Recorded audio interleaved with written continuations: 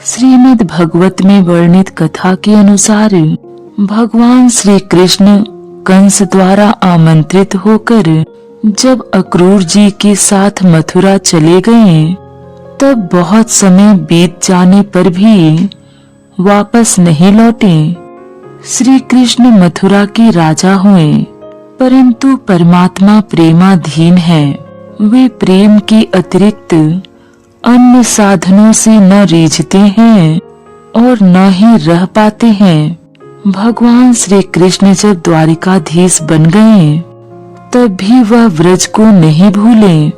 द्वारिका में जब श्री राधा और गोपियों की बात चलती, तो श्री कृष्ण की आंखों से आंसू बहने लगते। उनकी वाणी अवरुद्ध हो जाती, कुछ बोल नहीं पाते। एक दिन भगवान श्री कृष्ण ने अपने प्रिय सखा ज्ञानी उद्धव से कहा, हे उद्धव, तुम शीघ्र ही व्रज जाओ। ब्रह्म ज्ञान का संदेश सुनाकर व्रजवासियों का ताप हरो। भगवान श्री कृष्ण की आज्ञा मानकर जैसे ही उद्धव जी ने व्रज की सीमा में प्रवेश किया, प्रेम की मधुर रस धारा ने उन्हें अपने रंग में रंगना शुरू कर दिया। करील की कटीली झाड़ियों में उनका वस्त्र उलझ गया, मानो ये करील की कूंजें कह रही हों, उद्धव, इस प्रेम नगरी में जरा संभल कर जाना, कहीं व्रज बालाओं की विरह अग्नि में तुम्हारे ज्ञान की पोथी न जल जाए। उद्धव जी को व्रज में आए 10 माह हो गए। एक दिन मथुरा लौटने की अनुमति लेने के लिए उद्धव जी श्री राधा के पास जाकर बोले, श्री कृष्ण चरणों में यदि कुछ निवेदन करना हो तो इस दास को आदेश कीजिए। तब श्री राधा जी ने अत्यंत कातर शब्दों में कहा, उद्धव, राधा सी अभागिनी दुख भागिनी पापिन कौन है, जिसको छोड़ मधुपुरी जाकर माधव मधुर हो गए मौन। ऐसी प्रिय वियोगिनी तरुणी मेरी सिवाय न कोई और, प्रिय विछोह में शून्य दिखते, जिसके सभी काल सब ठौर। श्री कृष्ण हमारे विरह में कातर हैं। यह बात जिस प्रकार तुमने हमें कही है, उसी प्रकार हम भी श्री कृष्ण विरह में कातर हैं। यह बात उनसे कभी मत कहना, क्योंकि हमारा हृदय तो व्रज के समान है। इसी कारण यह बात सुनकर भी हमारा कलेजा फट नहीं गया, परंतु श्री कृष्ण का हृदय तो नवनीत के समान कोमल है। हमारी दुर्दशा की बात सुनकर उनके लिए प्राण रखना भी मुश्किल हो सकता है। हमारी बातें उन्हें धीरे धीरे 10-5 दिन का अंतराल देकर सुनाना। भगवान श्री कृष्ण के विरह में श्री राधा जी की कातरता देखकर उद्धव जी ने श्री राधा जी से कहा, यदि आप कहें तो आपके प्राण वल्लभ को एक बार व्रज में आने के लिए मैं अनुरोध करूं। तब श्री राधा जी ने अत्यंत गंभीर स्वर में कहा, जब तक वे निश्चिंत होकर न आ सकें, तब तक उनका न आना ही ठीक है। हम केवल उन्हें पाकर ही सुखी नहीं होती, उनके मुख पर मुस्कान देखकर ही हम सुखी होती हैं। हे उद्धव, मुझे ऐसा लगता है कि मथुरा में श्री कृष्ण कोई दूसरे होंगे। मेरे कृष्ण तो मेरे साथ ही रहते हैं, मुझे छोड़कर वे गए ही नहीं। कल मैंने श्री कृष्ण की बांसुरी सुनी है, कदम के पेड़ पर मुझे उनका दर्शन हुआ है। उधर मोहन बने राधा वियोगिन की जुदाई में, इधर राधा बनी है श्याम मोहन की जुदाई में। उद्धव जी समझ गए कि जीव जब भगवान से अतिशय प्रेम करता है, तब भगवान अपने माया के पर्दे को हटाकर स्वयं को प्रकट कर देते हैं। जीव जब संसार से प्रेम करता है तब वे अपनी माया से अपने को ढके रहते हैं। यही बात भगवान ने गीता में भी कही है। श्री राधा जी का दर्शन करके उद्धव जी का अभिमान दूर हुआ। वे श्री राधा जी से मांगते हैं, हे राधा, आप मुझे श्री कृष्ण प्रेम दे दो, मेरा ज्ञान शुष्क है।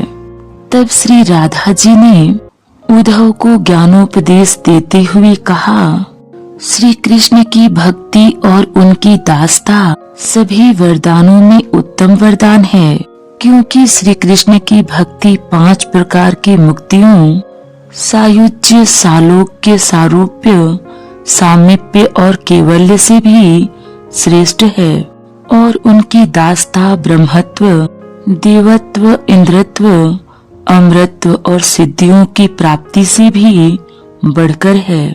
समस्त पृथ्वी का दान, प्रदक्षिणा, सभी तीर्थों में स्नान, सभी देवताओं का पूजन, वेद पाठ, तप, जप, दान, ब्राह्मण भोजन, माता पिता की भक्ति, गुरु सेवा, भयभीत की रक्षा करना आदि श्री कृष्ण की दासता की 16वीं कला की भी समता नहीं कर सकते। जो कर्म श्री कृष्ण अर्पण कर दिया जाता है और जिससे श्री कृष्ण की प्रसन्नता बढ़ती है, वही सर्वोत्तम है। इसीलिए तुम उन परमात्मा, परब्रह्मा, ईश्वर अविनाशी, सर्वे सर्वा ज्योति स्वरूप, परमानंद स्वरूप नंद नंदन का भजन करो। श्री राधा जी ने आगे कहा, उद्धव, इस भूलोक में कौन किसका पति, कौन किसकी पत्नी या भाई बंधु है, अर्थात कोई किसी का नहीं है, क्योंकि विपत्ति के समय श्री कृष्ण के अतिरिक्त कोई किसी का बंधु या सहायक नहीं होता है। संत लोग रात दिन श्री कृष्ण का भजन करते हैं, क्योंकि श्री कृष्ण जन्म, मृत्यु, बुढ़ापा और रोगों का विनाश करने वाले हैं। वही सर्व दुखहारी परमेश्वर हैं। भगवान श्री कृष्ण के चरण कमल की सेवाओं में, उनके गुणों के कीर्तन में, उनकी भक्ति, ध्यान और पूजा में मनुष्य का जो समय व्यतीत होता है, उसी में जीवन का सारा मंगल और आनंद है। श्री कृष्ण का विस्मरण होने से ही हृदय में शोक, संताप और जीवन में विघ्न आते हैं। परमात्मा श्री कृष्ण का भजन ही काल पर विजय पाने का एकमात्र उपाय है। सूर्य सभी प्राणियों की आयु को रात दिन की व्याज से क्षीण करते रहते हैं, अर्थात सूर्योदय होने पर एक नया दिन होता है और मनुष्य की आयु का एक दिन कम हो जाता है। परंतु संतों और हरिभक्तों पर इसका कोई वश नहीं चलता।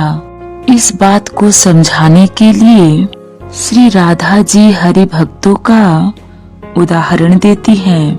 ब्रह्मा के चारों पुत्र सनक, सननंद, सनातन और सनत कुमार, जो रात दिन श्री हरि के ध्यान में रहते हैं, इस कारण उनकी आयु सदा स्थिर रहती है। वे 5 वर्ष के शिशुओं की तरह सदा बाल स्वरूप में ही रहते हैं और उसी रूप में वे 11 रुद्रों, 12 आदित्यों और ज्ञानियों के भी गुरु के गुरु हैं। वे दिगंबर हैं, परंतु श्री कृष्ण के ध्यान से पवित्र हो गए हैं।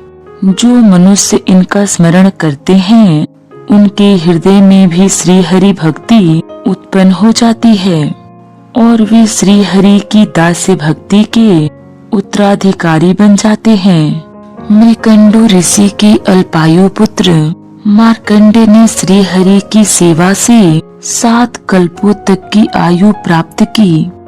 वोढ़ु, पंचशिखा, लोमस और आसुरी मुनि ने समस्त कर्मों को त्याग कर श्री हरि के चरण कमलों के ध्यान और सेवा से 100 कल्पों की आयु प्राप्त की। परशुराम, हनुमान, बलि, व्यास, अश्वत्थामा, विभीषण, कृपाचार्य और जामवान, ये सभी श्री हरि के ध्यान से चिरंजीवी हैं। श्री हरि से द्वेष करने वाले दैत्यराज हिरण्यकशिपु के पुत्र प्रहलाद हरि भक्ति से चिरंजीवी हो गए। जो मनुष्य श्री हरि की दास्य भक्ति न करके विषयों में उलझे रहते हैं, वे महामूर्ख हैं। श्री राधा जी ने उद्धव जी को लक्ष्मीवान, विद्यावान तथा कीर्तिवान होने और समस्त सिद्धियों का वर दिया। साथ ही श्री हरि के चरण कमलों की निश्चल दास्य भक्ति और श्रेष्ठम पार्षद पद की प्राप्ति का भी वरदान दिया। श्री राधा के ऐसे ज्ञान को सुनकर उद्धव बहुत आश्चर्यचकित हो गए। उन्होंने उनकी चरण रज लेकर अपने शीश पर धारण कर ली। भक्ति पूर्वक सिर झुकाकर श्री राधा जी की वंदना करते हुए कहा, वंदे राधा पद्योभोज ब्रह्मादि सुवंदितम यत् कीर्ति कीर्तनेव पुनाति भुवनेत्रम। नमो गोलोक कासिंदे राधिकाये नमो नमः। सतश्रृंग निवासिन्ये चंद्रवत्से नमो नमः। अर्थात मैं श्री राधा की उन चरण कमलों की वंदना करता हूँ जो ब्रह्मा आदि देवताओं द्वारा वंदित हैं तथा जिनकी कीर्ति के कीर्तन से ही तीनों लोक पवित्र हो जाते हैं। गोकुल में वास करने वाली राधिका को बारंबार नमस्कार। सतश्रृंग पर निवास करने वाली चंद्रवती को नमस्कार नमस्कार है।